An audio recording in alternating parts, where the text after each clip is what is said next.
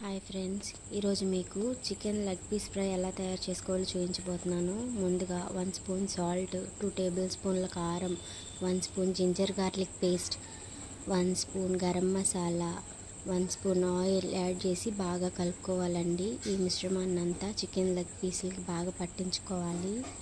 ఒక half an hour నానిన తర్వాత స్టవ్ ఆన్ చేసి సరిపడినంత ఆయిల్ పోసుకొని ఆయిల్ హీట్ అయ్యాక కలిపి పెట్టుకున్న ఈ చికెన్ లెగ్ పీసుల మిశ్రమాన్ని ఆయిల్లో వేసి వేయించుకోవాలి. మరొక వైపు టర్న్ చేసుకోండి. లో టు మీడియం ఫ్లేమ్లో నిదానంగా కుక్ చేసుకుంటే లోపల దాకా బాగా ఫ్రై అవుతుందండి. పైన క్రిస్పీగా, లోపల జ్యూసీగా ఉంటుంది. నా వీడియో కనుక మీకు నచ్చినట్లయితే లైక్ చేయండి, షేర్ చేయండి, కామెంట్ చేయండి. నా ఛానల్ని సబ్స్క్రైబ్ చేసుకోండి.